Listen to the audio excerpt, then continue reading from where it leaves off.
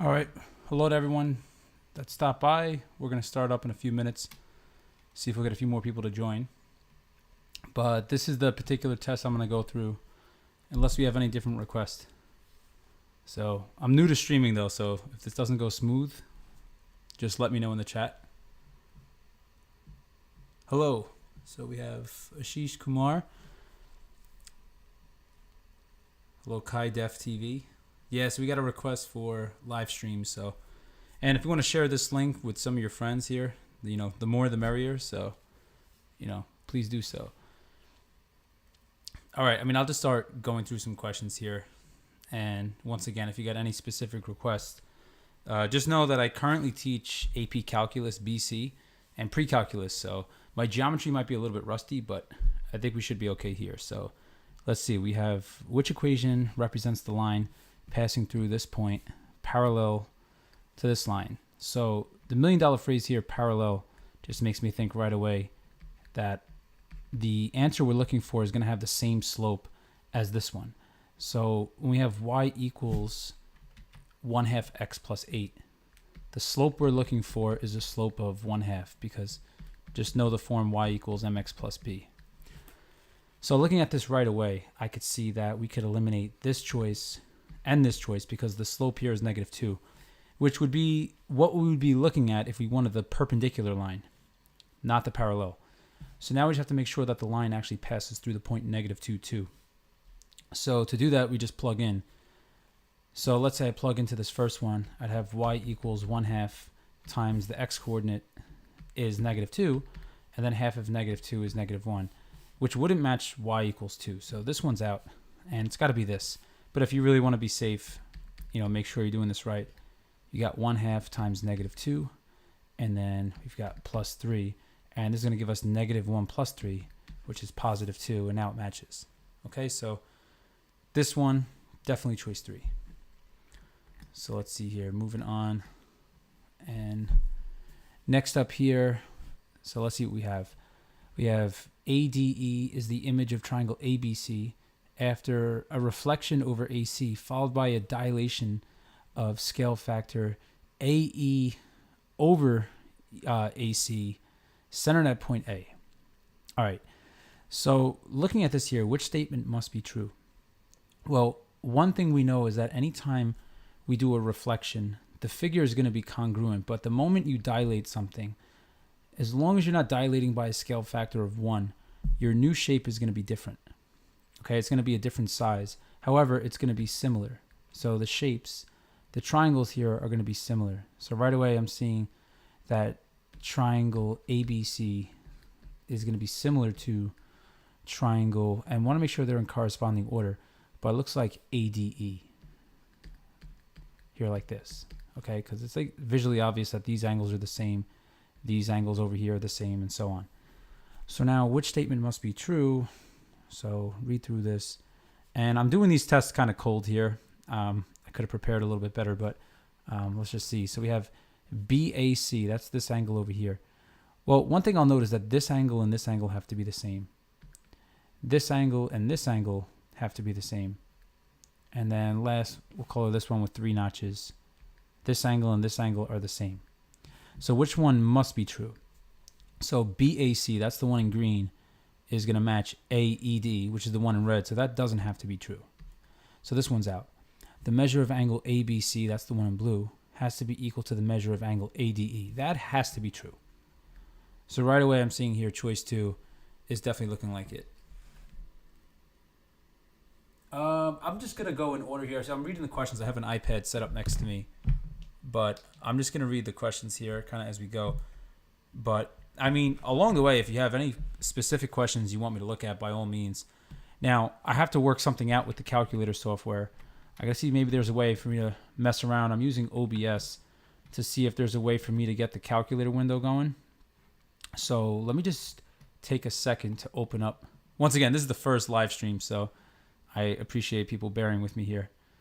But let me just see if I could add another window, if my computer could handle it. But let's just see if I were to add this window to OBS. So new window capture. Because if there's any question that involves a calculator, I'd rather, you'll be able to see what I'm actually typing in here. So a window capture. Give me one moment. We'll just see if I could add the TI. I think I actually have to have it open here. Here like this. Okay, so the window capture 2. All right, let's see. Try this out. Oh, that looks like a third one. All right. TI, where are you? There it is. Okay. And I will resize this, but then I'll just like toggle it on and off as we need it. Okay, so right now it's blocking everything. But, let's not make it block me. So let's see here. All right. So now I'm going to turn this off for now. And then when we need it, I'll just flip it back on. Perfect. Okay. So moving on here to the third one. But yeah, once again, if anyone has specific questions they want me to cover, just let me know. All right. I don't know if this is in delay, but whatever, because what I'm saying right now is not syncing immediately. I hope it's just not lagging too much. Alrighty. So let's see here. Given these two triangles are congruent, which statement is not always true? Okay. So one thing, when they tell you two triangles are congruent, the letters have to be in corresponding order. So BC, you see how, like if I draw this out, let's say I just draw something kind of like this. And I'll draw the same triangle over here to the best of my artistic ability. So we have ABC here like this. See how I wrote A, then B, then C? Then over here I'd have to write D, then E, then F. So one thing we know here, well, we're going to check out, BC is congruent to DF. That doesn't have to be true. So right away, 1 is looking like the answer because BC is this side over here in this section. BC would have to be the same as EF, not DF. The measure of angle A and angle D would have to be the same because they're in corresponding locations. The area of congruent triangles are the same, so those must be true. And the perimeter of congruent triangles are the same, so definitely choice 1. Okay. Screen is blurry, oh no. Let me see if I make mine full screen on my iPad. How does it look? It's coming out kind of clear on mine, not denying what you're saying, but I don't know, maybe it's lagging a bit. Sorry, I'm doing my best here with this. Maybe I have to lower the settings of the stream. That might make it. If anyone could say in the chat, is it lagging at all? Or are you all able to hear me clearly? Like, is it just the video that's blurry, or is the audio coming in choppy? So if someone could let me know in the chat, I'll try to make some adjustments as we go. Mine is fine. Okay, so it's fine for some. All right, so I don't know, maybe, yeah, I guess just bear with me here. I'll do my best. Maybe it'll clean itself up in a little bit. All right, so question 4, we have DE, DF, and EF are midsegments, which means they are, when we connect the midpoints here like this, so we have the perimeter of quadrilateral ADEF, so that's this piece over here, is equivalent to. All right, well, one thing that we have to know here is that when we connect the midpoints, is that the side here, like DE, is going to be parallel to AC, and it's going to be half as long, okay? So when we're looking for the perimeter of ADEF, we have to express it in terms of the other sides. So when I'm looking at this one, I'm trying to see how this is jumping out at me here. Well, for one, what we have is a parallelogram. So I think we could see here, this is going to be a parallelogram, and these sides here are going to be the same. Okay, so we have these two sides are the same, and we're going to have these two sides here are going to be the same as well. So just looking at this, let me just see. We have AD plus FE, but notice this segment and this segment are the same. This one here is going to be the same, okay, because opposite sides here are equal, opposite sides here are equal. All right, so all these segments are the same. So if we think about this very carefully, you see how, maybe I'll put variables here, that like this is X, and we'll call this Y, and this Y. And then this piece here would be Y. and this piece here would be x. So if I want the perimeter, that's going to be 2x. So I have an x plus an x plus a y is going to give us 2y. But now we just have to think carefully here in terms of the side lengths. So you see how they have AB, BC, and AC. Well, so far we're just dealing with AB and AC. We're doing nothing with this side over here, BC. So I notice x plus x, 2x, if I just write that on the side, 2x is equal to AC, and 2y is equal to AB. So that means this is going to be equal to 2x is equal to AC plus 2y is equal to AB. And addition is commutative. The order doesn't matter. So it looks like it's going to be choice 4. Okay, so that's the one we're going to go with. Oh, and I appreciate the thumbs up from anyone. 18 people now, so this is exciting. Yeah, I saw I was getting a lot of views per hour, and someone had commented asking for a live stream the day before the test. So figure now would be a good time to do it. So I appreciate you all stopping by, and good luck to everyone tomorrow getting ready for this test. All right, so question 5. And once again, bear with me. I'm solving these questions cold, so some might take me longer than others. So triangle ABE is congruent. So this triangle here is congruent to this triangle. We have AEFC is drawn. Then it could be proven that quadrilateral ABCD is. So for this one here, if we know these triangles are congruent, the ones I dotted here, that means that this side is congruent to this side.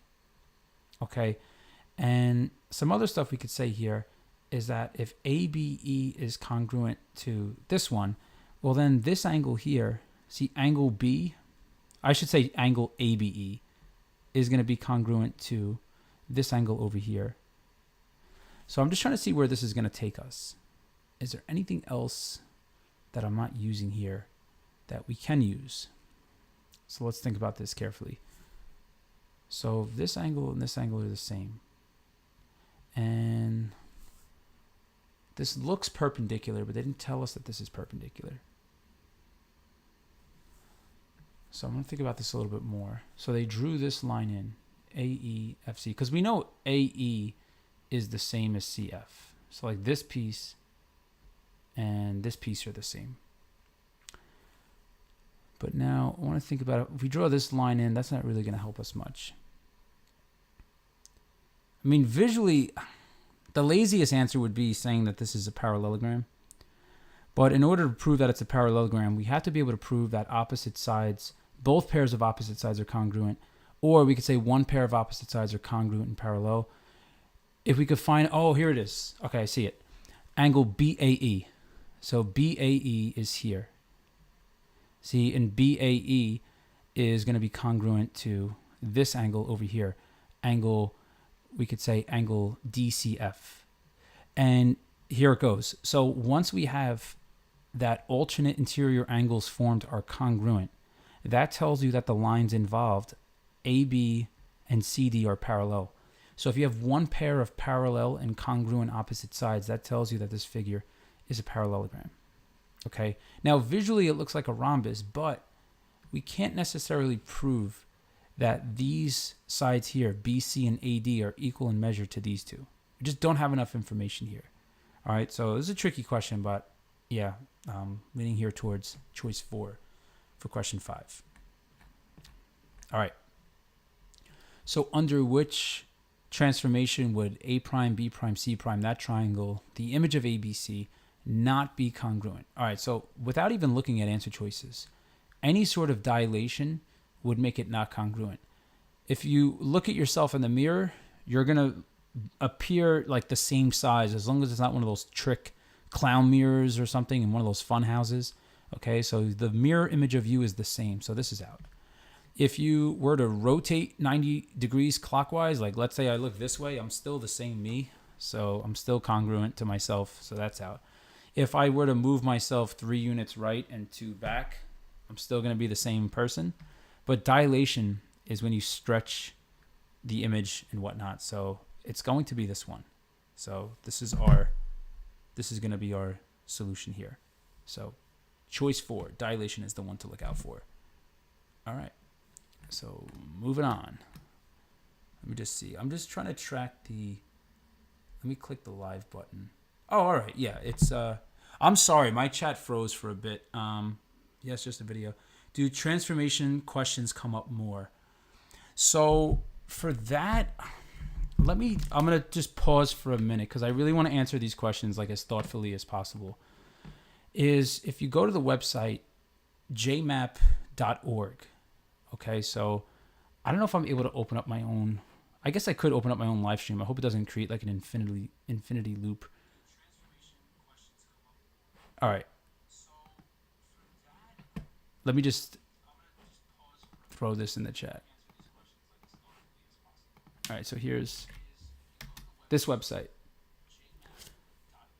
So if you click on any Regents exam, and let me just get to one. I want to say maybe at the end, if you scroll all the way to like, there's like 100, there's about 100 pages on these, but sometimes they give you a percent breakdown.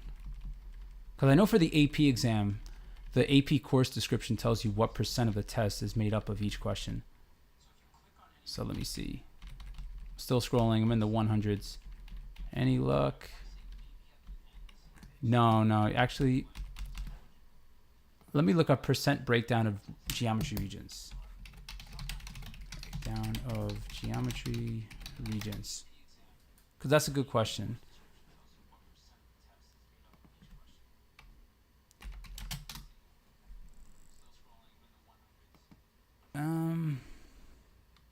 Yeah, you know what? I would just go on like a Googling rampage. But transformations is a big topic.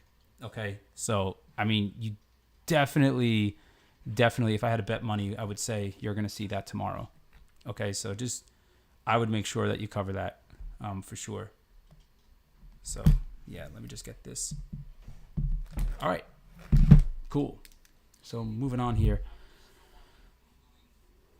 All right, and let me just close myself out so I don't have to listen to myself speak. All right, cool. All righty, so close that out. And here we are, back at question 7. So, yep, here it goes. So we have two similar triangles, and tangent of theta is equal to 3 over 7. So what I could do is, tangent, I automatically think of this mnemonic, SOHCAHTOA. Tangent is the ratio of the side opposite to the adjacent side. So if theta is here, this is the opposite side. I'll just abbreviate opposite. This is the adjacent side. Actually, no, I lied. Technically, it is adjacent, but the hypotenuse is always opposite the right angle. So that was a little, went a little bit too fast there. So opposite of theta, I'm going to label 3. And adjacent to theta, I'm going to label 7. So what we want to know here is what is the value of x to the nearest tenth? Well, if we think about this carefully, we're told the diagram below shows 2 similar triangles. Now, I want to say here, all right, so they marked off this angle here as congruent to this angle. So that means these 2 triangles, because they're similar, all the angles on the inside are the same. So this is 90. This is whatever this angle is marked off in green. And this angle up here is theta. So what we could say is tangent theta in the second triangle has to be same as tangent theta in the first triangle. So tangent theta here, if we use that ratio of opposite over adjacent, is going to be equal to the side opposite of theta here is 2.4 over x is the adjacent side. The hypotenuse is over here. So now what we could do is we could set 3 over 7 equal to 2.4 over x. All right, now we just cross multiply.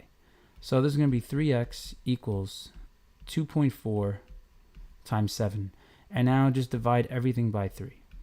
All right, now I'm going to write this down so that I just know exactly what to punch into the calculator. All right, because I can go to OBS and I'll swap this screen out and I will put on the calculator screen. All right, so when you want to write a fraction, press alpha y equals enter. It's a nice little trick if you don't know it. 2.4 times 7, and then we're dividing by 3. So we're looking for 5.6. All right, let me just make sure, is this showing up nice in the stream? Okay, so 5.6, let me just turn that off now. And 5.6 matches up with choice 2. All right, so this is going to be choice 2. Cool. All right. What's the curve on geometry? All right, so the curve on geometry, if you look at the end of any regents on JMap, so what do you need to pass? Let me see, can I screenshot this right into the thing here? So this is the one that I'm going over right now. Oh, cool, it worked. All right, so the curve, now I'm blocking everything, but whatever. If you want to just pass, which of course set the bar higher than that, but if you want to pass, you need 34 raw points out of 65. Okay, so that's what you're aiming for. 34 out of 65. Now, to get, I don't know, an 80, you need either a 60 or 61, just for this particular regions. Okay, so probably going to get a 10. Oh, 100. Nice. All right, good. 10, that's a rough typo. By using hacks. Yeah, that's right. That's what we like to hear. Hack your way through. So, yeah, that's the breakdown. That's at the back of any regions that you look at on JMap. They have the conversion chart. Okay, for Algebra 1, it's like pretty, like, it's easier to pass. It's like a lower raw score. Geometry and Algebra 2, like, you start needing more points to pass. But to do well is, like, about the same. Like, notice here, like, it's like to get a 90, you need like an actual 90. Like, it's hard to get a 90, but not horrible to pass. If you know your stuff, like, you'll be okay. All right, moving on. So what do we have here? Question 8. We've got a farmer has 64 feet of fence to enclose a rectangular garden, blah, blah, blah. So which dimensions would result in the biggest area for this garden? All right, so let's see here. So for this one, if we want the biggest area for this garden, let's just think. I gotta think about this carefully. Well, I would start by maybe just labeling this x times y. Like this. And x times y has 64. Oh, they have 64 feet of fence, so that's the perimeter. So I'm just thinking of these questions out loud as I do them. So the perimeter is 64 feet, which means that 2x plus 2y has to equal 64. Okay, so this is like a must. If we divide everything by 2, it's kind of like a calculus question, optimization. Again, optimization is a topic that makes everybody sad when I teach it. So I can imagine this question will be a little bit tough. So this is 32 minus x. All right, and if we think about this here, the area of this is equal to x times y. Now this, I would probably just use a calculator and just do trial and error. Like if the length and width are equal, that's like x equals, let's just think about this. If they're all equal, all right, 16 feet each, right? That would be 16 feet and y would equal 16 feet. If the length and width are equal, 16, 16, 16, yeah, that makes 64. And then the length is 2 more than the width. I would kind of like just plug these in and see. But I'm just going to solve this by brute force, kind of like the calculus idea. If I plug in, I got x times 32 minus x, which is, oh, here we go. This is going to be 32x minus x squared. So you see the area is represented by a parabola. And what is the highest point of a parabola? It's the vertex. Okay. So if you want to find the highest point here, what you could do is use that idea. The vertex is at negative b over 2a. So if we go forward with that, let's just see. So the b value here is 32. So we'd have at x equals negative 32 over 2 times the a value is negative 1. And check it out, x equals 16. And when x is equal to 16, y is equal to 16. So it looks like the first one, okay, here. Otherwise, just use the calculator and do this by brute force. But I kind of cheated using ideas from calculus for this. So I guess this is what it's, 8 is a hard question. I mean, if you don't do it if there's no answer choices here, then solving this out like logically is hard. Otherwise, like, once again, I would just pick out values. When are the length and width equal? Well, I would set 4x equal to 64, x equals 16. So then this would be 16, and then try just plugging in numbers and eliminating stuff. All right, but yeah. So moving on here. So the diagram shows a rectangle, blah, blah, blah, diagonal BD. All right, so it's a rectangle. That means this side and this side are the same. These two are the same. I'm always labeling stuff, okay? I heard from my teacher they add 20% to your final score. All right, Tanaka Ryu, I'm going to just be honest here. That depends on who is grading your test, okay? It may turn out that you're just going to get somebody really nice and they're going to be show mercy. But if you really want to guarantee that you're going to get a good score, and I'm looking at my iPad here, that's why I'm looking down. If you want to guarantee that you get a good score, you just have to show up knowing your stuff. All right. You may win the lotto and get someone who's nice and they're going to grade you very fairly or sometimes very leniently.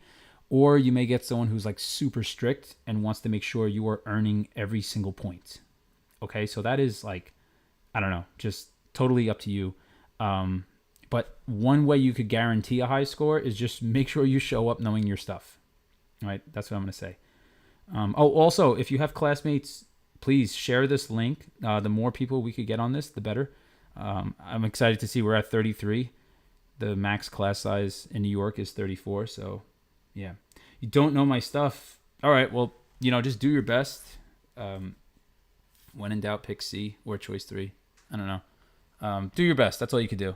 Oh, don't cry. Remember, it's just a piece of paper. Or get religion. I like the comments. They're a lot of fun. All right. So let's see here. What am I looking for? Oh, yeah, perimeter of this rectangle. So, we have the hypotenuse is 12. Oh, so this is more trig. This is like a trig-heavy regions. Okay. So here, I'm thinking right away of the 30, 60, 90 triangle. So if this is a rectangle, this is 90 degrees, this is 90 degrees. And if this is 90, this is 30, this has got to be 60. Because remember, one big idea for the regions is there's 180 degrees in a triangle. Okay? You could say alternate interior angles. This has to be 30 because that would make 90 in that corner. And this has to be 60. Okay? So now what you could do, there's a few ways to go through with this. But I'm trying to think about how to say this nicest. Because I don't want to get too heavy into theory. But once again, I'll just show it this way. SOHCAHTOA. All right, but I'm always thinking of, I'll do a little theory. When you have a 60, 60, 60 triangle, like an equilateral, let's say this is 2, and you chop this in half, then this piece is going to be 1, this is going to be 1, and this piece is going to be radical 3, and that'll be 30 degrees. All right, so this is something that like I always just see this triangle in my head, and it makes questions like this easier, but whatever. For now, I'm just going to like jump through this. And let's say I just call this piece X. I could say sine of 30 degrees. So let's say I target this one is equal to the ratio of the side opposite, which is X, over the hypotenuse, which is 12. And then we have 12 times sine of 30 degrees is equal to X. And sine of 30, you could use a calculator, but sine of 30 is equal to a half. 12 times a half is equal to 6. So that means this piece is equal to 6, and this is equal to 6. And then if this is 6, this is 12. You could use Pythagorean theorem here. This is starting to get like a little bit annoying to do by hand. Or what I could do is, let's see, because I mean, I guess I got to just use the calculator, whatever. So let me just draw this. I need to get more monitors eventually if I'm going to like keep doing these streams. I think a second monitor is like absolutely necessary. Or get a handheld calculator. That would help. I guess I could do Pythagorean theorem on my phone because they're rounding to the nearest tenth, but I mean, yeah, why don't I'll just do it by hand, this part. So this, what I'm looking at is if I call this y, is now I could say 6 squared plus y squared is equal to 12 squared. So if we subtract, y squared equals 12 squared minus 6 squared, and that's going to be 144 minus 36. And I want to say that's 108 if I'm just doing this quickly. Yeah, that's 108. So y squared equals 108. So y is equal to radical 108. And if you know your 36 times tables, that's 36 times 3. So that's radical 36 radical 3. So y is equal to 6 radical 3. Okay, so this is going to be equal to 6 radical 3 like this. So now when you want the perimeter is going to be 2 times 6 radical 3 plus 2 times 6. So that's going to be 12 radical 3 plus 12. All right, and that's all calculator work. 12 radical 3 plus 12. Let's try that out. So 12. I'm not even going to show you how to type that in because I think that's just not so bad to type in. 12 radical 3 plus 12. Hopefully I didn't mess this up. 32.8. Is that an answer? Is that the answer? Yes, it is. 32.8. Cool. They're like that. At this step, like I said, yeah, Pythagorean theorem, or you could do more trig, but either way. All right. Cool. Hope you all pass. Me too. Me too. For real. I applaud you all for being here the day before the Regents. All right. So moving on. Question 10. So identify which sequence of transformations could map pentagon that onto pentagon that, as shown below. So definitely a rotation of some kind. So we could rotate. No dilation, because these are the same size. All right, so dilation is out. Translation followed by a rotation. So if we slide it and then spin it, let's see. All right, well, I think the problem here with why we have to think about rotating or reflecting. So if we rotate it, the letters have to stay in the same order. So you see how, like, if I go this way in this direction, I have A, B, C, D, E. But when I spin it this way, see how the orientation was changed. If I rotate in this order, just sliding and spinning it wouldn't. I'm sorry, if I slide and spin, the orientation is not going to change. But notice the orientation changed. See, it's like A, B, C, D, E. And here it's like A, E, D, C, B. So that means a reflection has to occur. Okay? So that's why 2 is out. This is like an evil, like, this was a trap here. But line reflection, so it reflects, and then we just slide it. So you see, if I were to, let's say, take this, and now I'll get that stuff out of the way. So let me erase this. So just you could kind of visualize what I'm visualizing here. Because you don't want to, you always want to look at the remaining answer choices. If you just like pick the one that jumps out at you first, all right, like that works if you're picking something on Netflix, but for correct answers, not really. So if we rotate, if we reflect over this line, you see how like A prime would be here, and then E prime would be here, and then B prime would be somewhere down here, and then C prime would be here, D prime would be here. Okay, and then it's obvious after this, if we reflect over that line and then we slide it this way, it's going to land perfectly on top and the letters are going to correspond. So that's why it is this one. Okay, we're not going to do a line reflection because when we reflect, yeah, E would go to A double prime, E prime would go to A double prime if we reflect over this line, but the letters are not going to match up. The letters have to match. So that's why it's choice 3. So back to that question. Oh, what is a line reflection? Someone wrote earlier. Is a line reflection is, I kind of think of it as a mirror.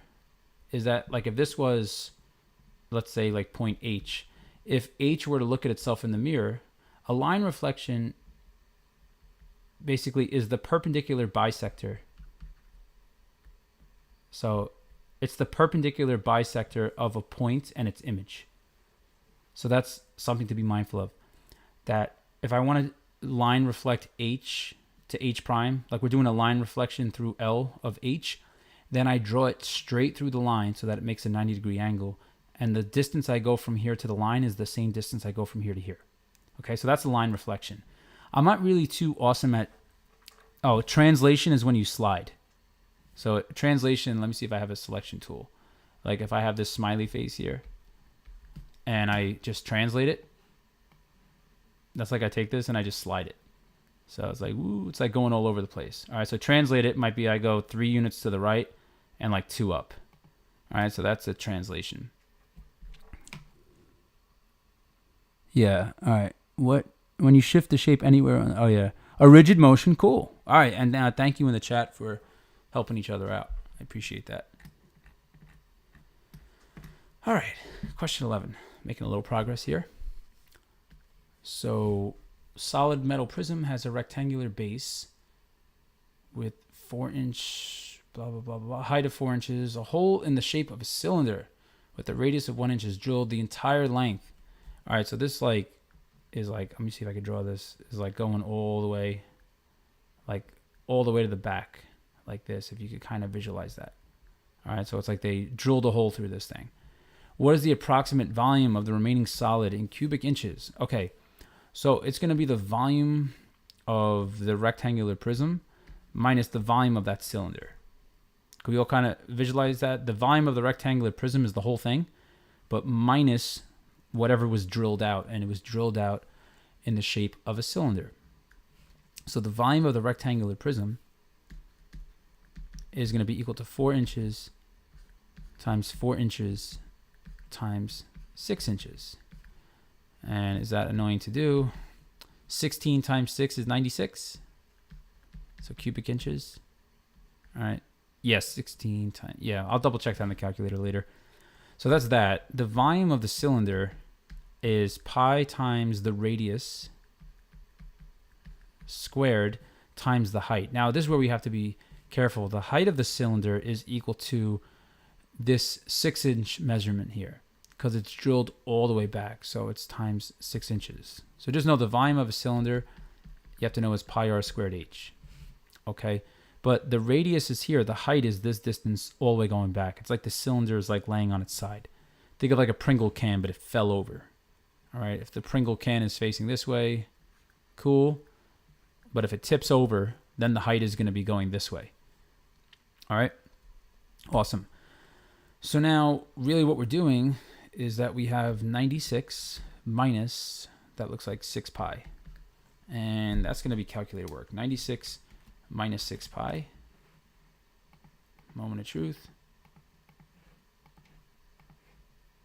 Whoops. Times 6. Forgot to write my 6. 77 point blah, blah, blah. 77 is this? Yep. 77 point something something. So this is roughly 77 in cubic inches. So cubic inches. All right. Awesome. Yeah, next year, Algebra 2. And then pre-calculus or AP calculus. So, all right. Given this right triangle, what is the value of x to the nearest foot? So, wow, more trig. They really love trig. All right, I guess that's what we're going with. So here, 40 degrees is here. This is the side adjacent. And this is the hypotenuse. So when you hear adjacent and hypotenuse, that's cosine. So I would say cosine of 40 degrees equals 14 over x. Oh, the algebra is a little annoying. So cross multiply, you get x cosine 40 equals 14. And now just do divide by cosine 40. You get x equals 14 over cosine 40. When you do the test tomorrow, please make sure you're in degrees when they tell you to. All right, so 14 over cosine 40. 14 divided by cosine 40 is, why can't I type? All right, 18.276.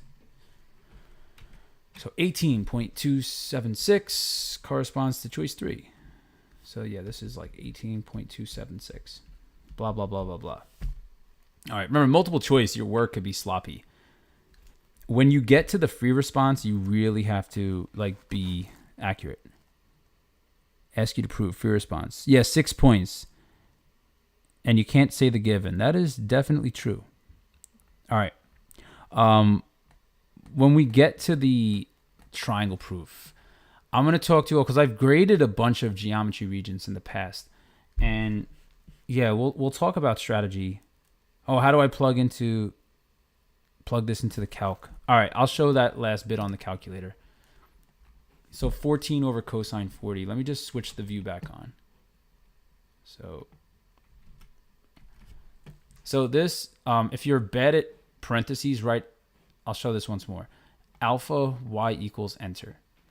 And you could do 14 over cosine of 40. And there's your answer. Now, please, if you're in radian mode, this is going to ruin your test. All right. I mean, at some point, maybe they'll ask you to be in radians. I don't remember the geometry curriculum all the way. But I mean, I think you would know, like, all right, my triangle's side length is -21. I would hope your alarm bells go off with that one. All right. Your answer has to make sense. Like, don't just accept a ridiculous answer. Like, I've had students in the past when they say, like, what's the temperature of the hot tub? And they write an answer like 600 degrees Celsius. And I'm like, man, I hope nobody goes anywhere near your hot tub because they're just going to evaporate. All right. So, yeah, please make sure your answer actually makes sense. All right. Good. So that's how you type in the calculator. All right. I thought just by saying the given, it gives you a point. Nope, does not. Sadly, that is not the case. I mean, like I said, you may get the nicest person on the planet grading your paper. Then maybe they'll show mercy. But no, hang on. Let's get to the rubric. If you want to ace the geometry regions, I know this is a little late in the game, but let's see. Where's the actual... Oh, here we go. Ready for this. I'm not sure, though. The person who said they're not sure. Let me just double check who said that. Boom, for triangle proofs. So let me just expand this out. So you get a 0 if you just do something ridiculous. But if the given or the proof statements are written, but no further correct statements are written, you get a 0. See that? You get a 0. So the rubric says everything. All right. So question 13. All right, let's see. On the graph, we have A is at 3, 4. We have B is at 4, 3. And then C is here at 2, 1. All right, so I mean, maybe I could label this. I don't know if I'm going to need to, but whatever. All right, 4 and then 3. Okay. So what are the coordinates of B prime, C prime after BC undergoes a dilation centered at point A with a scale factor of 2? All right. So if we are centered at A, what I like to do for these is like kind of imagine like this segment here. So AB, like this is our center.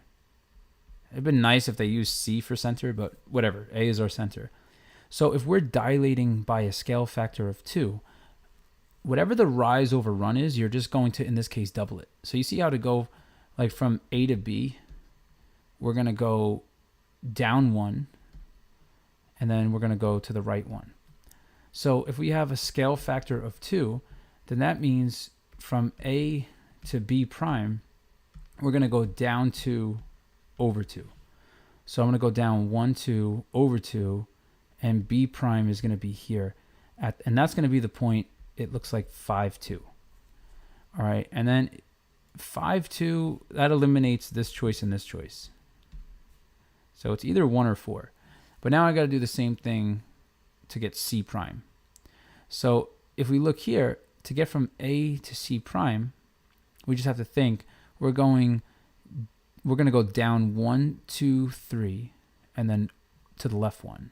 Okay, so from A to C, we're going down 1, 2, 3, so down 3, so down 3 and to the left 1.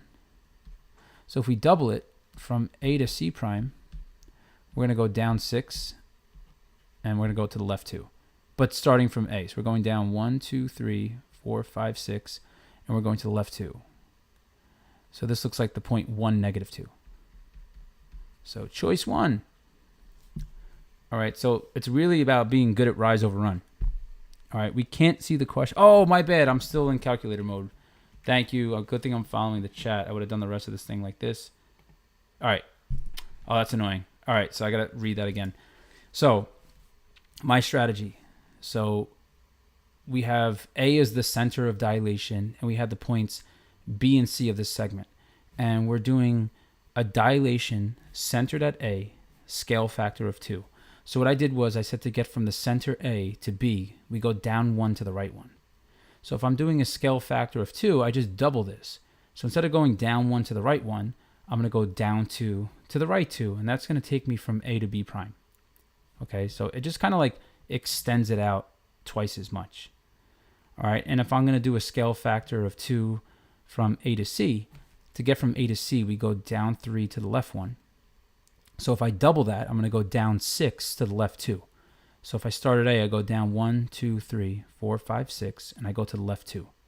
And that's going to bring us to the point 1, negative 2, which matches choice 1. Okay? Cool.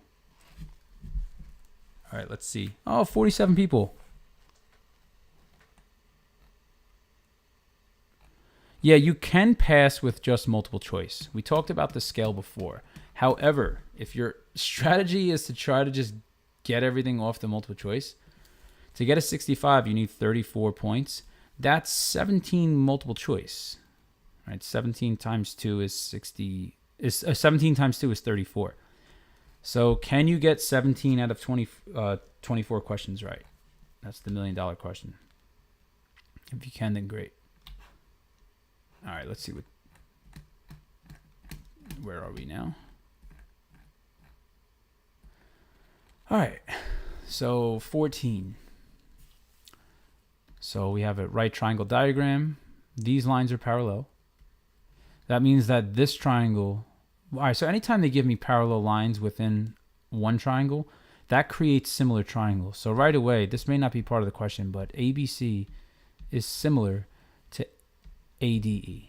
All right, that might come in handy. What ratio is always equivalent to sine of A? All right, so that means, so here we go. This is definitely going to be the case. With similar triangle questions, I highly recommend you draw things separately. So I have A, B, C, and sine of A is going to be equal to opposite, which is BC, over the hypotenuse, AB. Okay, but you see BC over AB, does that? Oh, it shows up right away. Look at that. Okay, so that works. Another possibility here would be if they use the other triangle. Okay, if they had used this right triangle, ADE, then sine of A, we could also say here is DE over AD.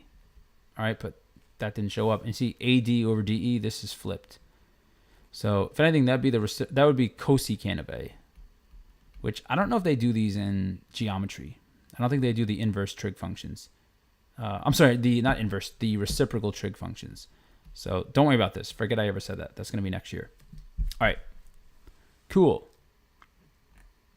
Proofs is important. You don't need it to pass, but so this is the thing with proofs. If you want to do well on the Regents, you have to know proofs. If you want to just pass the Regents, then you don't have to be amazing at proofs. Okay? Yeah. For multiple choice, please fully explain and show all work. Well, all right. Lemons, 1MS. I'm showing multiple choice questions because, yeah, your work doesn't have to be as sharp for multiple choice. All right, you'll get away with more in this section. So, yeah, like this, the goal in the multiple choice is just get it right. It's not about like having the most elaborate solutions and whatnot. When you get to the free response, then your work has to be sharp. No, they don't take points off in the multiple choice if you don't show work. Yeah, multiple choice is either right or wrong. You get correct. You get it right if you bubble correctly. That's it. All right. No, multiple choice is what we're doing right now. That's part 1. Alrighty. So here in circle O, I actually got to draw. So circle O, we have secants ADB, and then we have A. So circle O, let's see, ADB. Oh, A is external. Okay, so A is somewhere out here. And so that means ADB, this would be D, and this would be B. And then here, not drawn to scale, by the way. I'm just drawing this to draw it. And then AEC. So here's our circle. All right. D, B, E, and C are on circle O. AD is equal to 8. AE is equal to 6. And then we have EC is 12 more than BD. All right, so this looks like we got to do a little algebra. So BD is going to be X. And EC is 12 more than BD. So EC is going to be 12 plus X.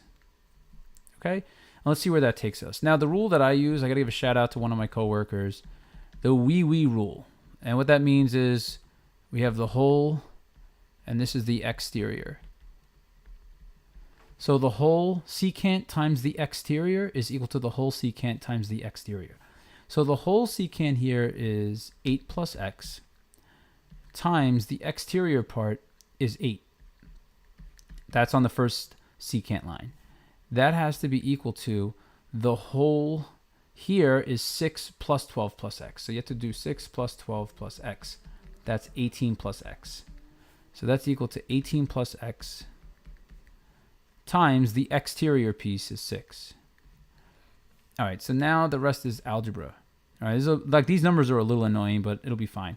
So 8 times 8 is 64 plus 8 times X, so just distributing here, is 8X equals, I should probably use a calculator for this, but all right, 18 times 5 is 90 plus another 18 is 108. So that's 108 plus 6X. And now we just subtract. So minus 6X minus 64. So the rest is just algebra. All right, so that's gone. 2X equals 8 minus 4 is 4. 10 minus 6 is 4. So that's going to be 44. So X is equal to 22, but be careful. What are they actually asking for? It would be devastating if you just circle. We're looking for the length of BD, and we labeled BD as X. So this is going to be choice 2.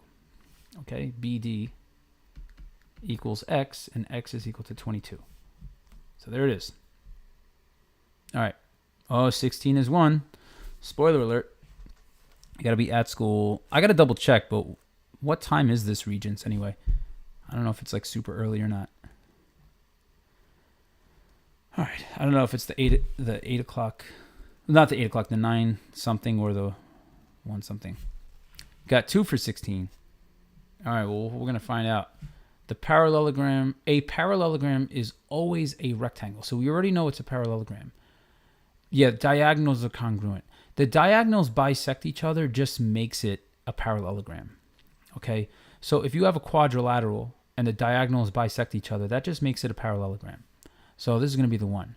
If the diagonals intersect at right angles, what that's going to do is that's going to make it that you have a rhombus, okay, when the diagonals are perpendicular.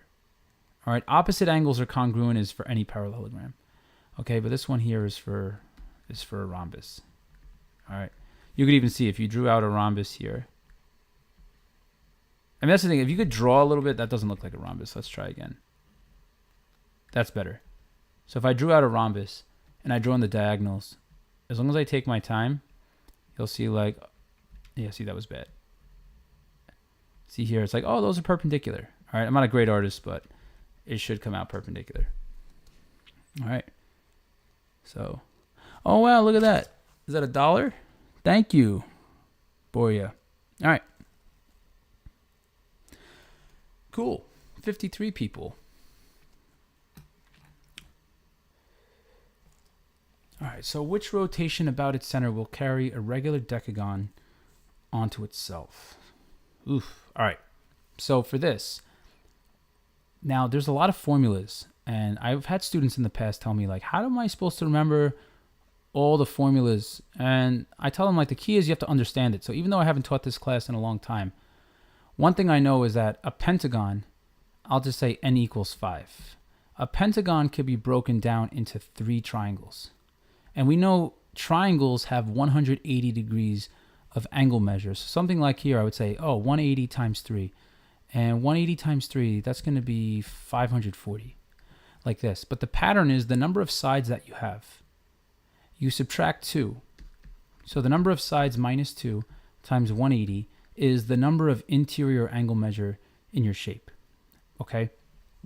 But one thing we have to worry about here is we're not necessarily counting the interior angles. We're rotating the shape about its center. And a decagon here has 10 sides. All right, so what I would do here, this is like really hard to draw, but whatever. Like I'm just going to draw like a kind of like a circle here and just say like, all right, so pretend it's like straight lines. So there's 10 of these. Okay, so there's 10 sides. So 1, 2, 3, 4, 5, 6, 7, 8, 9, 10. All right, pretend I made them all the same. But here's our decagon. All right, all they'd have to do is make the number of sides like 50, and then there's no way I'm drawing it for you. But if I'm spinning it about its center, and it's a regular decagon, that means all sides and angles are equal. So that means all these central angles, imagine this almost as like a bicycle, but all of these central angles are going to be the same. And notice I have 1, 2, 3, 4, 5, 6, 7, 8, 9, 10. And if I spin full circle, that's 360. But if I divide that by 10, that tells me if I spin 36 degrees, that would take one of these and put it right onto the next one.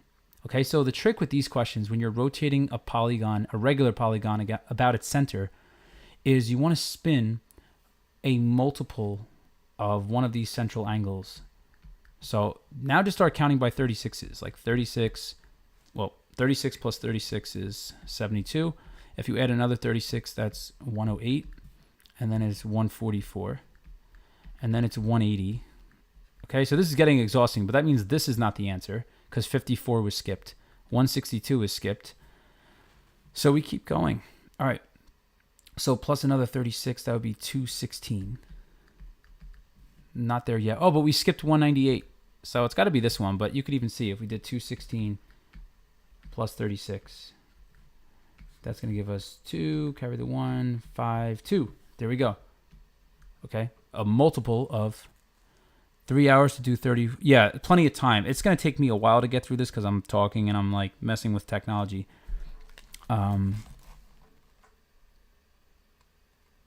Yeah. Thank you, Jake. Yeah. So some good ideas in the chat.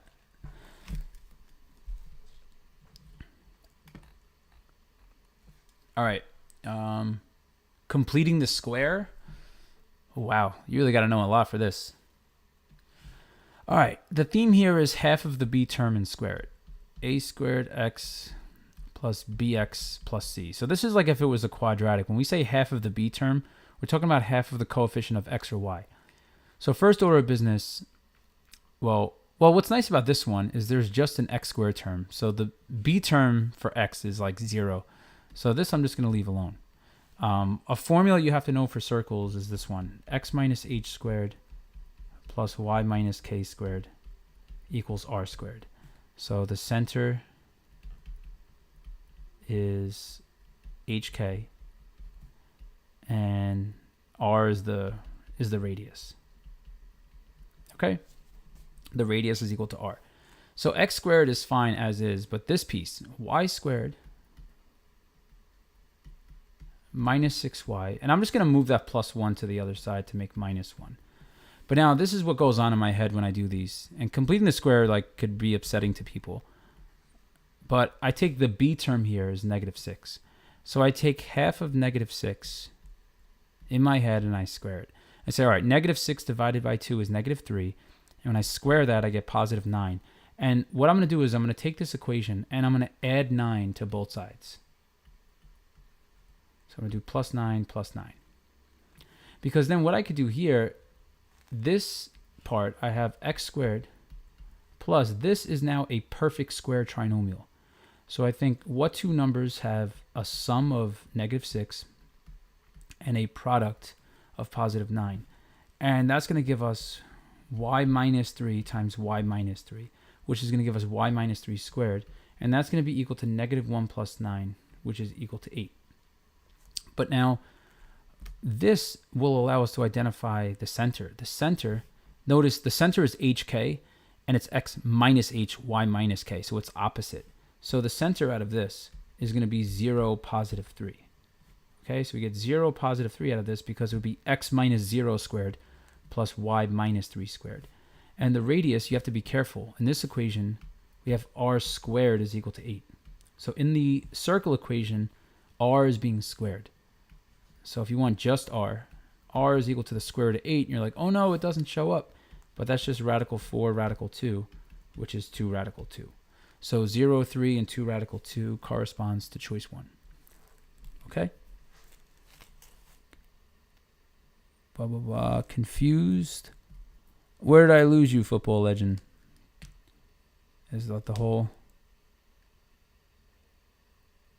Yeah, completing the square.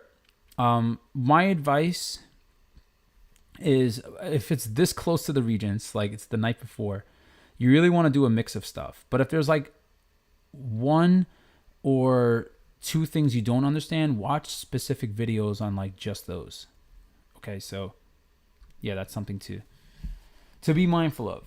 All right, cool. Now, oh wow, we got 50 people. How important are constructions? It's going to be like one free response question. So it's that important. What's annoying about constructions is there's like so many of them. And the one to be good at is perpendicular bisector. That's one to definitely be good at. You want to be good at... I mean, they could ask you to do like anything. They could be construct a hexagon, construct a 30-degree angle. So then I would say perpendicular bisector, angle bisector, copying line segments. So know how to do the basic ones, but that's not going to ruin your score. I would say like the big topics is like knowing similar triangles is big. The transformation of functions or transformation of objects is a really big topic. I'd have to look at the whole curriculum. Like I said, I haven't taught geometry in a while. I teach AP calculus. So yeah, well, if you are good at triangle proofs, then getting those 6 points at the end is going to boost your score. So at Janice Lee, if you want to do well on the Regents, then yeah, you have to know everything. If you want to pass the Regents, you don't have to ace the triangle proof at the end. All right. It helps if you do well on it, but how do you construct a 30-degree angle? I'd have to open up a different software, but the idea is that, let's say I have a line like this. Pretend this is the compass. I do an equilateral triangle construction. So like I would take the compass, I would swing it here and be like, so let me just draw that a little nicer. I would go like, all right, arc here like this, and then like this. And then I would mark this point, and I would not change the length of the compass, and I would swing the arc like this. So now we have an equilateral triangle. And because it's equilateral, these angles are all 60 degrees. And then I would do the angle bisector. So I'd place the compass here, set it to some length, and swing the arc. Mark these two. Set the compass here, swing the arc, move it to here, swing the arc, and then angle bisector. So this would cut the 60-degree angle in half, making a 30-degree angle. All right, so it's like a combination. At Armin, the triangle proof at the end is worth 6 points. Okay, so moving on here. Oh, it's one of these questions. These are a little annoying. This, if they give you graph paper, use it. I guess I could copy and paste some graph paper. Let me just do that for a second. Yeah, let me scroll and borrow some graph paper. All right, hopefully this will help.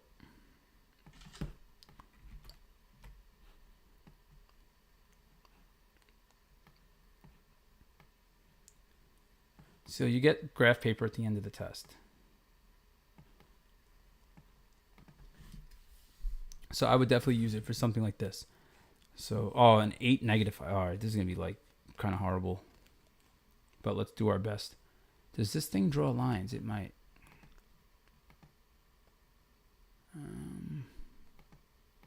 Maybe it will. Let's try. Oh, it did. Nice. Now I just got to draw a better line. Cool. And cool. All right. Perfect. Now I'm going to switch back to the pointer. So 3, 5 is 1, 2, 3. I can't count. 1, 2, 3. And then up 1, 2, 3, 4, 5. All right. So that's point M.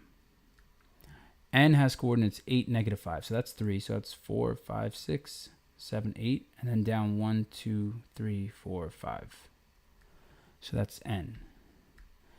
And, okay, Q is somewhere along this line.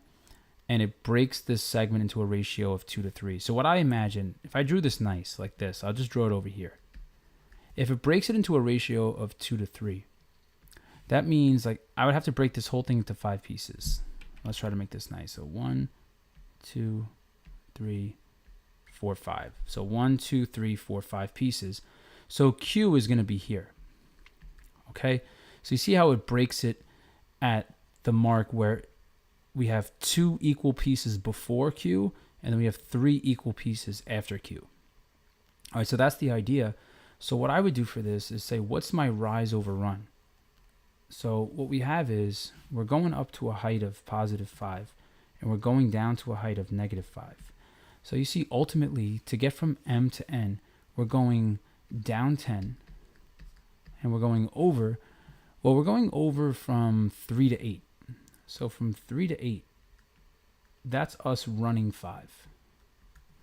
So now if we broke this into 5 equal pieces, 5 equal pieces, think of this as like dividing the top and bottom by 5.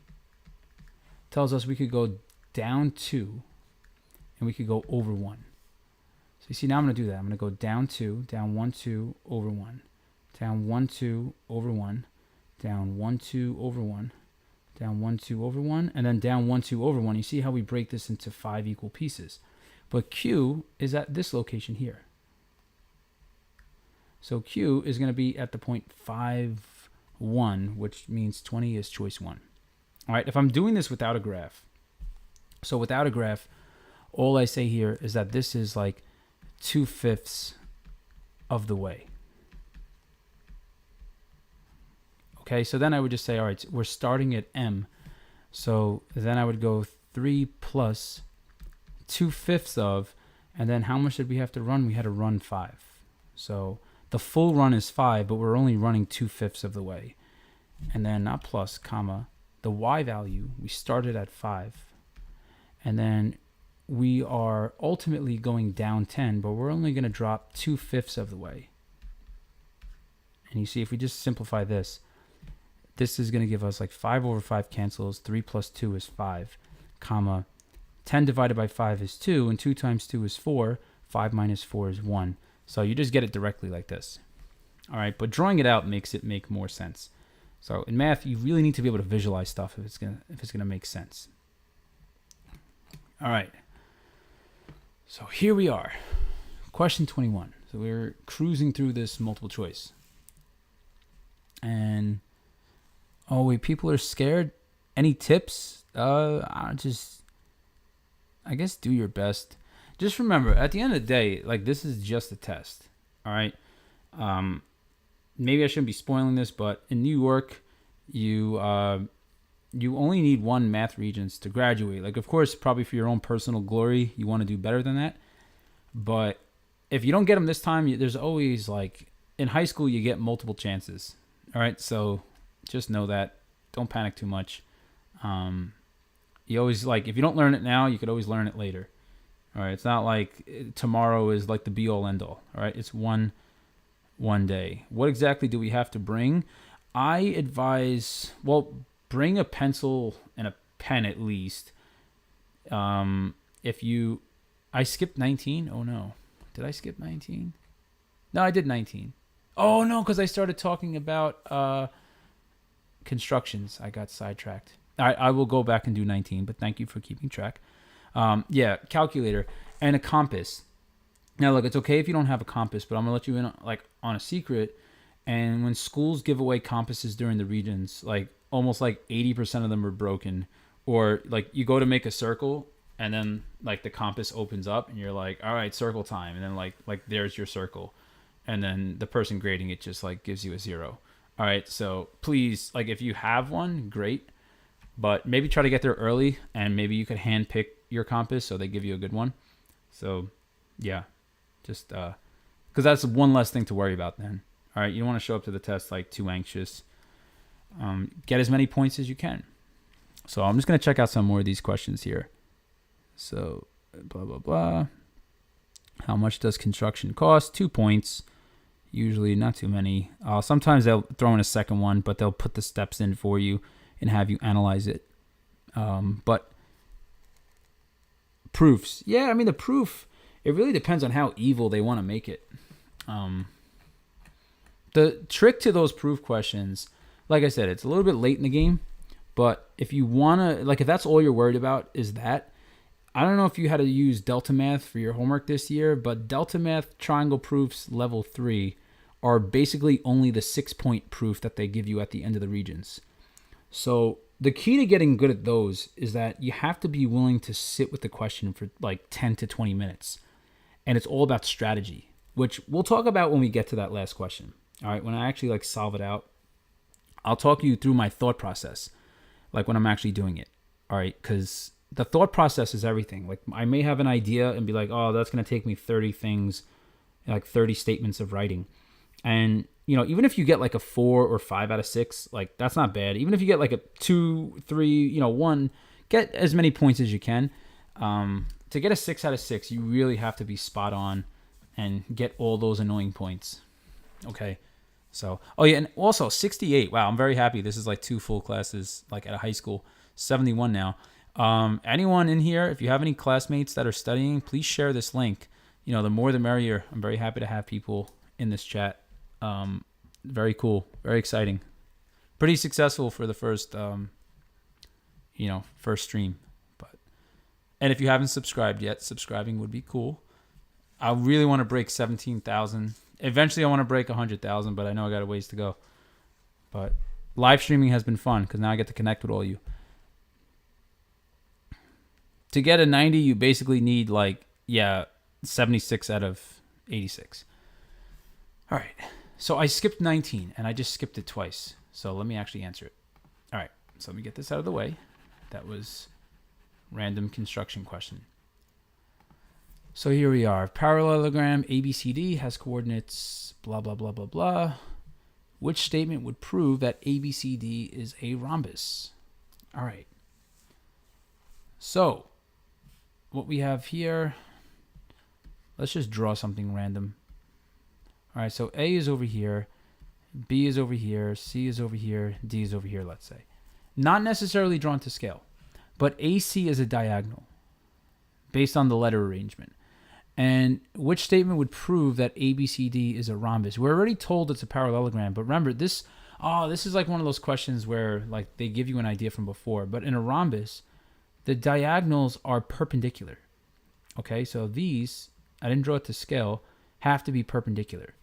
So AC has to be perpendicular to BD.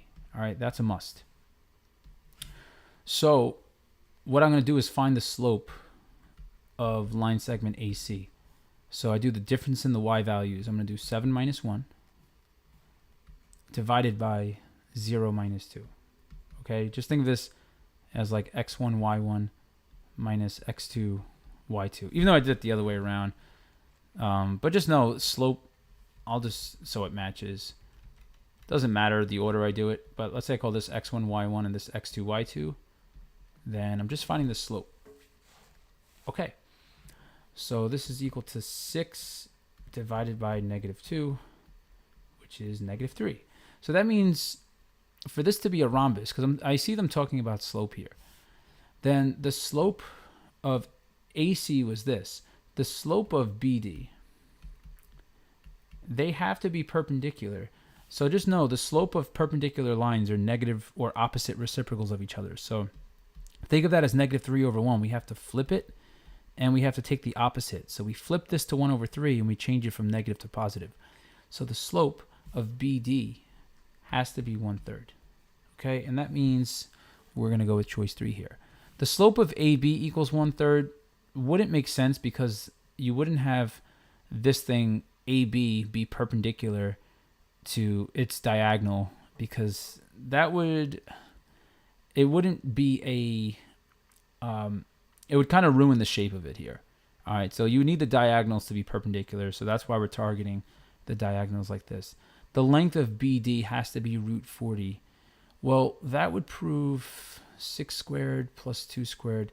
So AC, the diagonals don't have to be congruent for a rhombus. This would prove that it's a rectangle.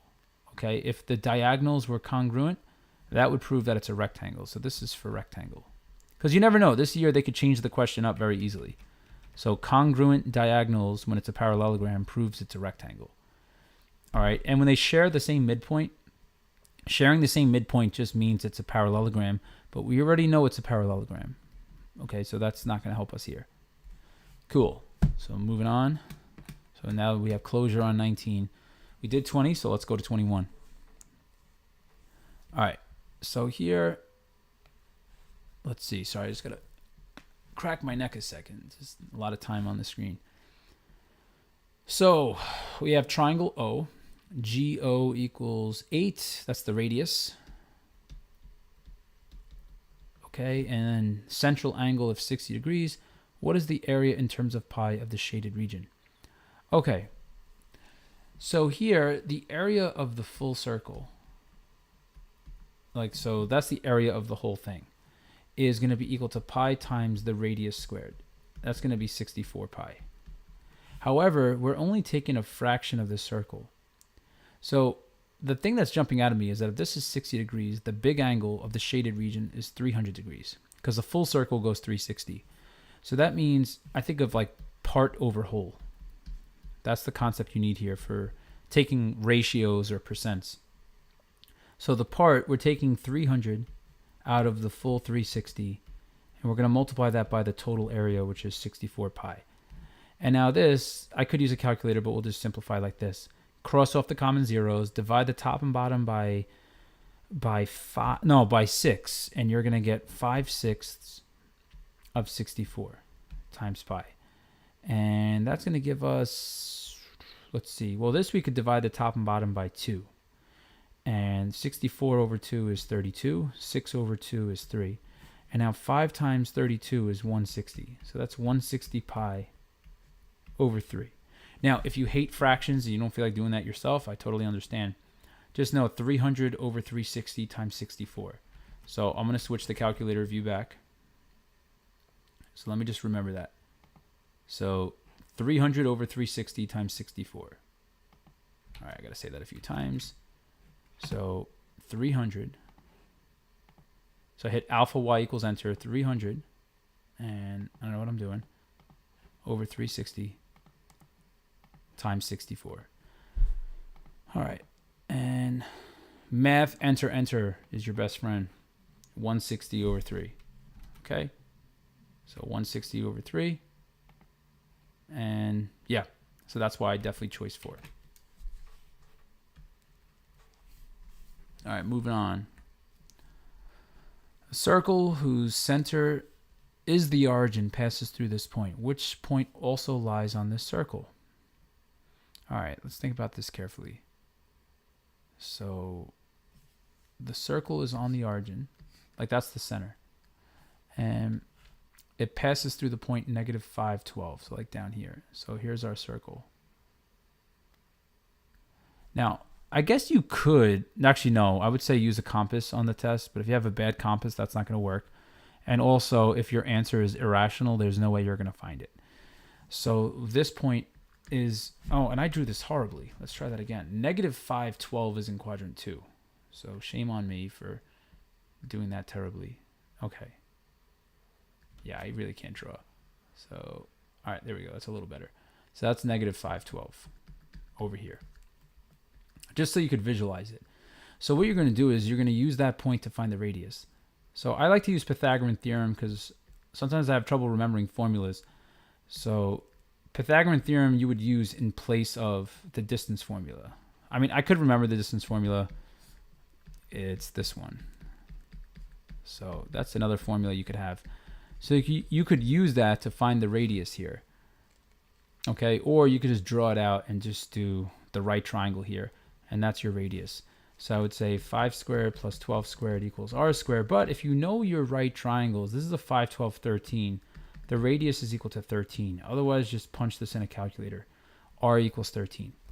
So then really what you're testing is if the center is here, what you could do is use our formula from before. Remember, x minus h squared. So we had this formula from before. X minus h squared plus y minus k squared equals r squared. Is the center is the origin, which is 0, 0. So you could write the equation out explicitly and say x minus 0 squared, or x squared plus y squared, equals 13 squared, which is 169. And you could just punch all of these in to make sure they match up. Now this, I'm just doing this in my head. 100 squared plus 3 squared is 109, so that's not it. This is too much, because already 13 squared, that's 169 plus 144. It's definitely bigger than 169, so that's out. Now this one, yeah, I could probably just use a calculator here. 121 plus 4 times 12. What's 121 plus 4 times 12 is 48. That's looking like it. But if it's a region, I'm not going to wage everything on my ability to do mental math. Okay, like that's something that, you know, I would investigate with a calculator. So I would just write that in a calculator. 11 squared plus 2 radical 12. Make sure you put parentheses around this and square it and show that it's 169. But just doing that bit of mental math, I'm going to save choice 3. If anyone wants to check me on that, cool. Oh, Brian, yeah, thank you. Good luck to everyone tomorrow. Where did 5 over 6 come from? Where did 5 over 6 come from? Oh, reducing the fraction. Yeah. So thank you, Adina. I got to do a little bit of better job. I really have to get that second monitor. But yeah, that was from simplifying 300 over 360. All right, because I didn't feel like using a calculator at some parts. But you all get calculators tomorrow, so just use them. You don't have to like be heroic. But yeah, it's just annoying for me to switch screens back and forth. I prefer to do the math that I can without one. All right. So a plane, not an airplane. It's like a plane in geometry is like a piece of paper. So that intersects a hexagonal prism. All right, hexagon has 6 sides. And let me try to draw that a little better. So let's see, a hexagon has 6 sides. All right, so it cuts it like this, and the plane is perpendicular to the base of the prism. All right, so if it's a hexagonal prism, that means the base is a hexagon, and these are hard to draw, but it's gonna look something like this. So imagine like something like that. I don't know, not the greatest artist in the world, but like this is what our shape looks like. And the plane here is going to be perpendicular to the base, so it's just chopping through like this.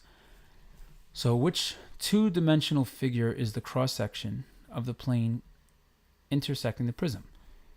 So for this one, well, if it's coming in perpendicular like this, it's really just going to come in here. It looks like it's just going to make a rectangle. No matter which way we draw this thing, as long as we're drawing it that it's perpendicular to the bottom, it's just going to come in as a rectangle. So is that just it? Because for one, what you have to know is that a cross-section, just know a cross-section, I think of this as like a thin slice.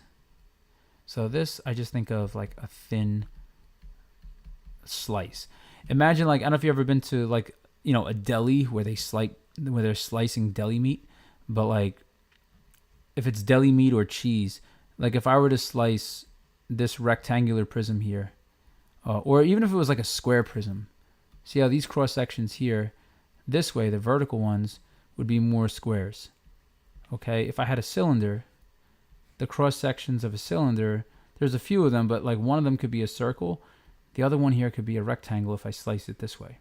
All right, so it's a thin slice of usually a 3D solid. All right, so here it's looking like a rectangle. All right, so that's the one. So just be good at slicing stuff. All right. All right, let's see. So for question 22, can we just put the... Yeah, I mean, I guess you could plug it in, but yeah, I mean, if there's a way of drawing a circle and then just plotting the points and seeing which one lands, then that's good. But I don't know. I would say here, knowing these formulas, like knowing it this way just shows you more geometry concepts. And like, the key to being successful on a test like this is not necessarily like knowing a ton of things. It's knowing the few things that you do know very well. Like for me, for example, for this one, like I know how to plot points and I know Pythagorean theorem very well. So that way, if I ever forget the distance formula, like I just rely on Pythagorean theorem and I know what a circle is. I know that like the distance from the center to any point is always the same. And I could always model that distance with the right triangle. All right. And this is going to be a pivotal idea later on in trigonometry. So like math, like being good at it, like you just really have to like try to shrink the subject. Any tips for the multiple choice questions? I mean, I would say if you could get away with plugging in answers, that always helps. If you could eliminate answer choices, that really helps too. So that's the added bonus of multiple choice is process of elimination and plugging in answer choices. The danger of multiple choice is you either get the credit or you get no credit. Like you could do 8 things amazing and then you do one thing wrong and you lost the whole question. All right, like that's the saddest part about multiple choice. Like people think, oh, multiple choice is just easier. Like, yeah, because you could just guess. But getting credit in multiple choice, in a sense, is harder because in the free response, if you were close, you get partial credit. But in the multiple choice, you either get it or you don't. So it's like that little bit of trade-off. And there's, of course, traps set in the multiple choice answers to distract you. And there's none of that in the free response. But in the free response, some of the questions are just like really awful and difficult. So you got to just be careful with that. All right. So a water cup in the shape of a cone, height, and blah, blah, blah. All right, let's see. So I'm just going to draw out a cone. Let me get rid of this. This is in our way. So the cup is in the shape of a cone. And the height is 4 inches. And the maximum diameter, so that's all the way at the top here. The maximum diameter is 3 inches. So that means if the diameter is 3 inches, the radius is 1.5. And I'm writing the radius because you need that to find volume. So what is the volume of the water in the cup to the nearest tenth? Oh, here's a trap. So please don't just find the volume and divide by 2, because this is not necessarily like when it's filled, when the cup is filled to half of its height is a different story. You have to use similar triangles here. All right, so I already see like this is an evil question that they ended with. So here the radius is 1.5, but the concept is when it's filled to half its height, that's like about here. So that's when we're here. At this location, we have to think that we're going to have a triangle. If I like you could see here, if I draw this in, and let me change colors, maybe I'll go with purple. That this triangle that I'm drawing in purple is going to be similar to this triangle that I'll draw. Let's say I draw it in pink.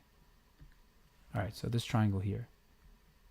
So these triangles here in pink and purple are going to be similar. So now I just have to set up a proportion.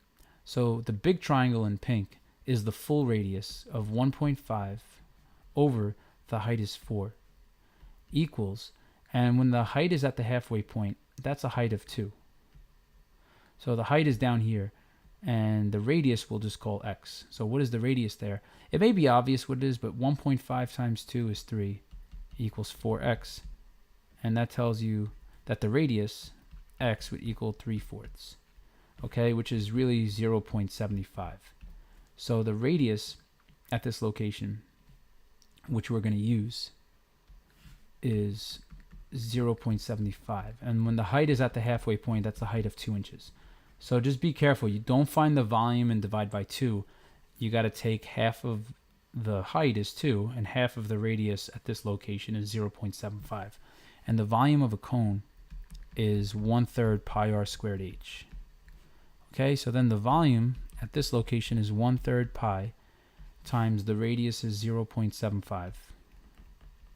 We're squaring that and multiplying by h, which is 2 inches. At the end, we're going to have cubic inches, but multiple choice, the units don't matter. So now let me just write that down because that's going to be annoying to type. 1/3 pi. That I am not doing in my head. I'm not that smart. Some people could do that. There's like probably 5 people in the world that could do that. All right. So now let's type that in. Let me just switch the screen over to the calculator. So here we go. We've got 1/3. So 1/3 I could just write like this, and then times pi. But just so it looks nicer, maybe I'll do alpha y equals enter. So we got 1/3 times pi is secant, this one, and then parentheses 0.75 squared, and then times 2. All right, and 1.178, moment of truth. 1.178, and we're rounding to the nearest tenth, which tells us 1.2 is 24 choice 1, and it is. All right, so there we go. Okay, cool. So that's this part. I feel like I need a breather for a second, so I think I'm gonna take like a, I don't know, I should get like some water or something. Do I have any water nearby? No, I don't. All right. Well, I need to, like, maybe I'll just read the chat for a second. A little mental break. If you have time during the test, like maybe take a deep breath and breathe for 30 seconds. So let's see this. All right. Yeah, the reference sheet has some of the formulas. I think it has that one I just wrote for 35 questions only. I think actually this one, did it have 36? I'm not sure. Oh wow, 2 proofs. Does this one have 2 proofs? All right.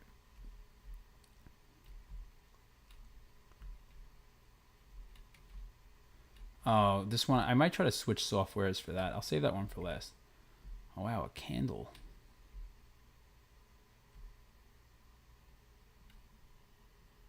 All right. Yikes. All right, so these are annoying. I'll see how late I could go with this. Oh, we got 62 people watching.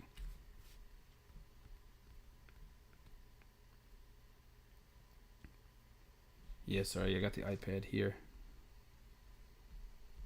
All right, any other? Yep. What do I recommend to study for proofs? Okay, for proofs, I mean, if you focus on, like, I'm doing one Regents here, but if that's what you need the most help with, just go on a Regents, scroll to the last question, and I would look at the answer key where if you go to JMap, maybe real quick, let me see if I could switch out and look at, I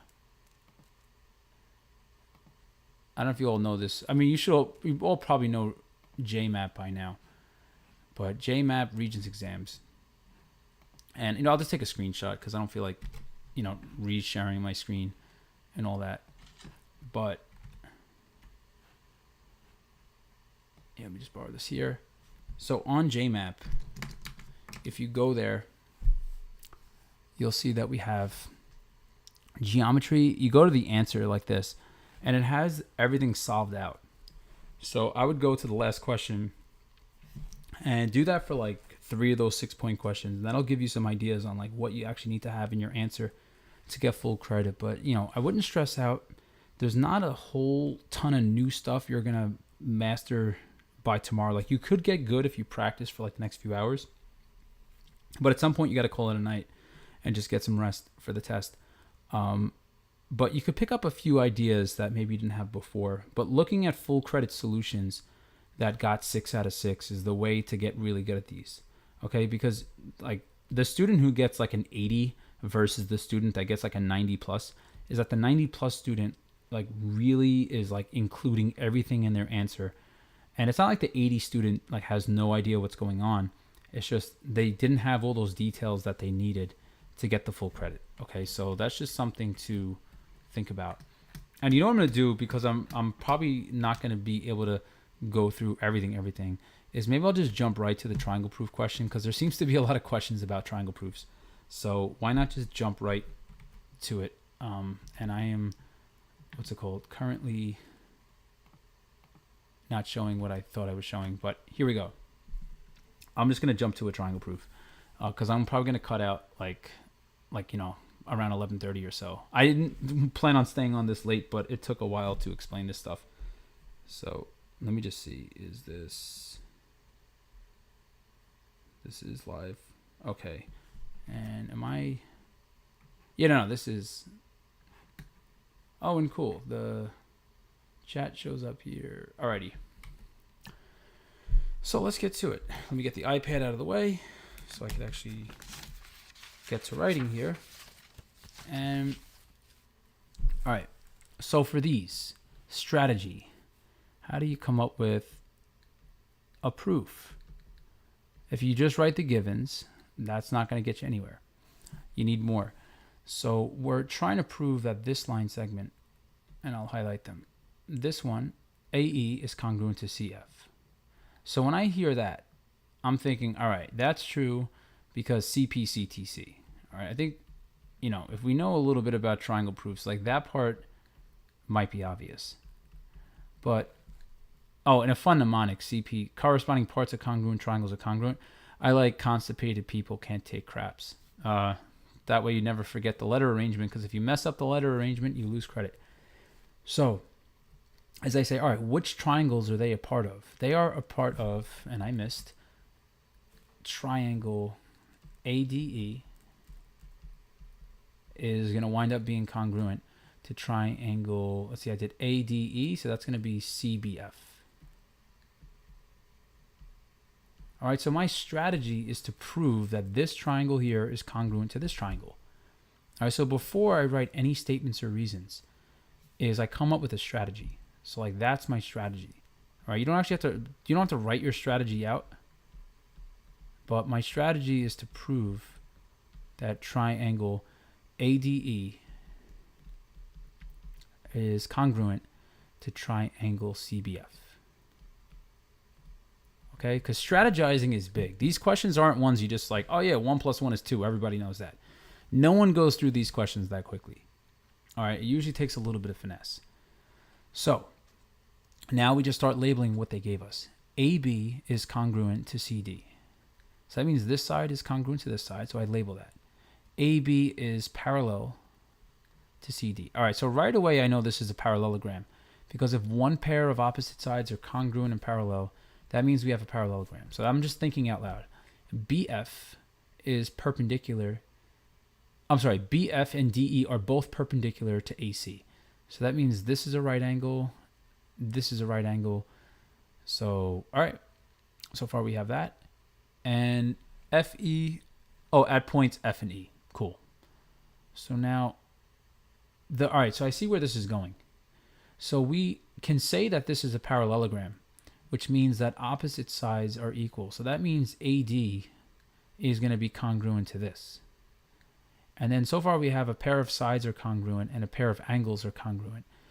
So now let's think about, okay, since we have a parallelogram, alternate interior angles are congruent. So that means this angle here, DAE, is going to be congruent to this one, and there's angle side congruency. All right, so just by drawing on this one and thinking out loud, I already have everything kind of mapped out. So we have our statements and we have our reasons. Okay, so statement, reason. So the givens. All right, this is annoying to write. So I'm just going to say in quadrilateral, like ABCD, blah, blah, blah, blah, blah, blah, blah. So like everything. I'm just abbreviating this here because I want to get to the actual stuff. All right, so like at points F and E. Obviously on the Regents, write it out, but I just want to speed it up because I think we all know the obvious stuff, that like what's given to us. Okay, so now in the givens, we establish that AB is congruent to CD and AB is parallel to CD. Like these two are big because those two together, maybe I'll even write them out here, like AB is congruent to CD. So this is like somewhere in the blah, blah, blah section. And then we have AB is parallel to CD. And then blah, blah, blah, blah, blah. Because what those two tell you together is that ABCD is a parallelogram. And the reason being, because ABCD in this quadrilateral, one pair of opposite sides, and I'm abbreviating, opposite sides are congruent and parallel. Okay, so this is just a helpful theorem to have. But now that we know it's a parallelogram, now we could start making our congruency statements. So we could say next, remember in our goal, it looks like we're proving this by angle, angle, side. So our goal here, what we could say is we could say that AD, well, our goal is to prove these two triangles are the same. So we could establish that AD is congruent to BC. And this, opposite sides, so opposite sides of a parallelogram are congruent. Okay, so this is like a pair of sides. So sometimes I like to write that to the left just so I know that I established like what needed to be established. All right, so then next, let's see, what could we establish next? Oh, this one's a little annoying. So we said BF and DE are perpendicular to diagonal AC at points F and E. So this, we could say here that angle AED and angle CFB, these are right angles. And I'm gonna have to scroll down. So these are right angles, and we could just say perpendicular lines form right angles. You have to say that these angles are congruent. A common mistake is that people just say like, hey, those are right angles. But they're just like, oh, well, everyone knows right angles are all the same, but you actually have to say it. You have to say that angle AED is congruent to angle CFB. And the reasoning, all right angles are congruent. Like, that's what's annoying about the geometry regions. Like, this is a common statement people miss, and it costs you like a point. Okay, so that's establishing a pair of angles are congruent.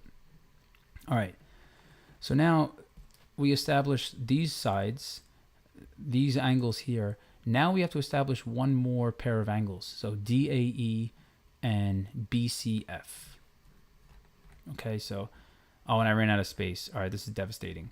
So I'm going to copy this, and let me just think how am I going to do this.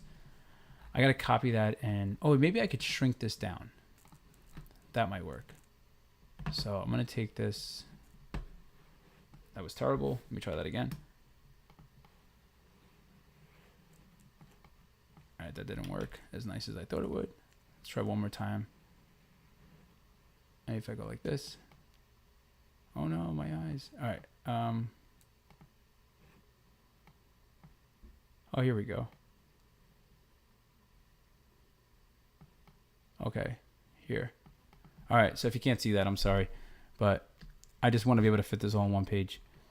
Okay, so we have those angles are the same. I'll write smaller. And now we have angle DAE. So DAE is congruent to BCF. And here we could say parallel lines. And I'll specify AD and BC cut by a transversal. And I'll say here AEFC, that line, form congruent alternate interior angles. Okay? So that is the last pair of angles I'm establishing as congruent. And now that I've established DAE is congruent to BCF, That tells us we have angle, angle, side. I could say now in statement 7 that triangle, this was our strategy, triangle ADE is congruent to triangle CBF. And that was angle, angle, side. All right, now we could write our proof. Like what we're trying to prove is AE is congruent to CF. And now we have CP, CTC. And that's it. All right, that's all there is to it. So a lot going on here. I'm pretty sure that would get a 6 out of 6. I am tired. Long day. So if I lost a point somewhere, like my bad.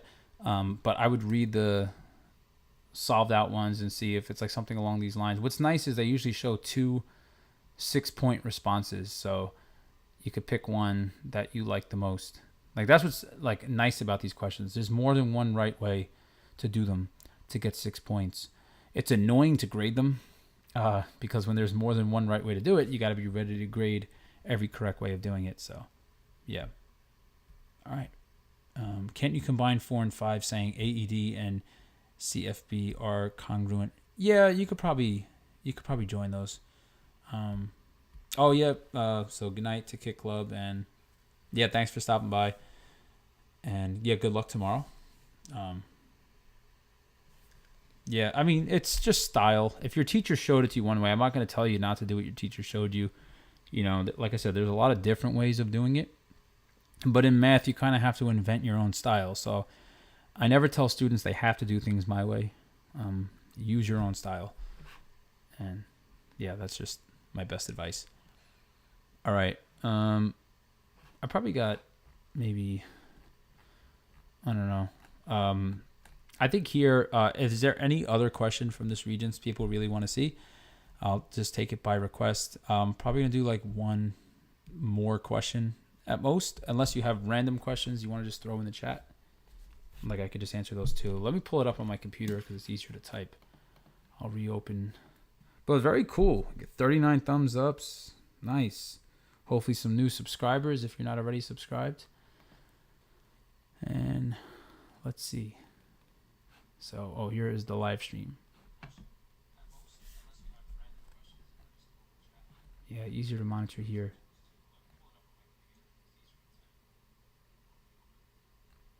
All right, let me see.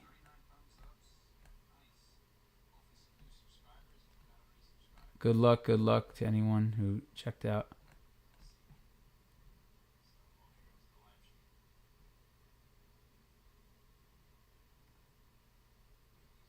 Proportions. So Angelie's saying secant, tangent, secant. Is there a way to remember that? All right. That mnemonic I showed before, it had a funny name, but the wee rule. If I zoom in. So wee. Whole times exterior equals whole times exterior. So when you have a secant versus a versus a tangent like this. So something like ABC, and then this is like point D over here. Let me just cut out from this. I have to just use the.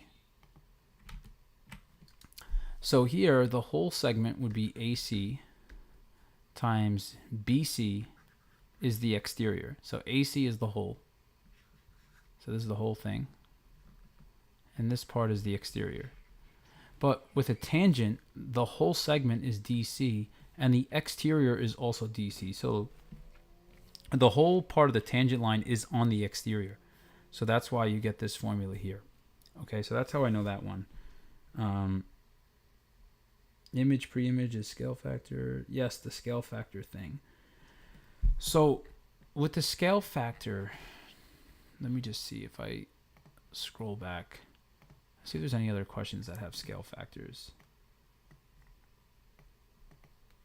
Here we go. Scale factor.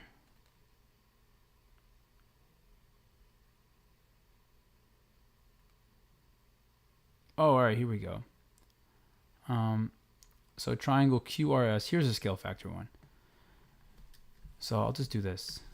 Hopefully that helps. So on the same set of axes, graph and label Q prime, R prime, S prime, the image of QRS after a dilation with scale factor of 3/2 centered at the origin. So if we're centered at the origin, what that tells us is that something like this, or do we want it with a different center? Okay. But for this one, what I'll say here is, let me just see, is it? Oh, here we go. All right, I'm just making sure my iPad is synced. Yeah, I did this in the multiple choice, which this is going to be like just up there on YouTube when I'm done, so you could rewind back. But for one like this dilation centered at the origin, XY just goes to like KX, KY. So here it's like K is equal to 3/2. So this, I'm looking at like, let's say the point 2,0. And that's going to map to, if I multiply 2 times 3/2, this is going to map to 3. And 0 times 3/2 is 0, so that's easy. So R prime is going to be here. And now S prime, if I go here, S prime is at 1, 2, 3, 4. 1, 2, 3, 4, 5, 6. So it's at 4, 6. So if I do 4 times 3/2, comma 6 times 3/2. Let's see, 4/2 is 2, 2 times 3 is 6, and this is going to make 3 times 3, which is 9. So the point 1, 2, 3, 4, 5, 6, up 1, 2, 3, 4, 5, 6, 7, 8, 9. So there's S prime. And then Q prime, if I use the rise over run method, see how I go up 2 to the left 2? So then I would go up 3 to the left 3 here like this. But that one, just to be safe, it's the point -2, 2. So -2 times 3/2, 2 times 3/2. And see how this is going to make, yeah, the point -3, 3. Okay, so that's going to send this out here. So graph and label, so here it is. And I can't draw this to save my life, but here we go. Good thing for Control Z. All right, so now the follow-up question here is explain why, using slopes, explain why Q prime R prime is parallel to QR. Well, we could say dilations preserve slopes. All right, and then say here, so therefore, oh, this means therefore. Therefore, the slope of QR is equal to the slope of Q prime R prime. And when slopes are equal, that means lines are parallel. Okay, so therefore, segment QR has to be parallel to this, okay?